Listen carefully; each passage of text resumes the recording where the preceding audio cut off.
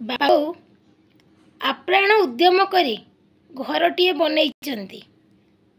ପୁଅ ବୋଉ ରହିବେ, କିନ୍ତୁ ପୁଅ ବୋଉ ଭଡ଼ା ଘର ନେଇ ସହରରେ ରହୁଛନ୍ତି। କାରଣ ଶାଶୁ ଶ୍ୱଶୁରଙ୍କ ପାଖରେ ରହିବାର ନାହିଁ କି କେଚେ କେଚେ ଶବ୍ଦ ଶୁଣିବାର ନାହିଁ। କିନ୍ତୁ ଭାବିଲେ ଛୋଟ ଦିନେ ଯେତେବେଳେ ସେଇ ପୁଅଟି ତା ବାପା ମାଙ୍କ ଆଗରେ ଖଣ୍ଡି ଖଣ୍ଡି ଓଡ଼ିଆ କଥା କହୁଥିଲା, ସେଇ ଖଣ୍ଡି ଖଣ୍ଡି ଓଡ଼ିଆକୁ କେବଳ ବୁଝିପାରୁଥିଲେ କି ନା ସେଇ ବାପା ଆଉ ମା।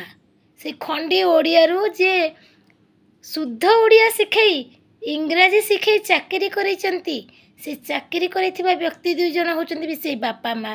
ତେଣୁ ଭୁଲିବାର ସମୟ ଏଟା ନୁହେଁ, ଭାବିବାର ସମୟ ଯେ ତୁମକୁ ହାତ ଧରି ମଣିଷ କରିଥିବା ଲୋକ ଆଜି ପଛରେ ପଡ଼ି ଯାଉଛନ୍ତି। ତୁମେ ତାଙ୍କ ହାତ ଧରି ଆଗକୁ ନେବାର ସମୟ ହିଁ ଏଇଟା। ଜୟ ଜଗନ୍ନାଥ।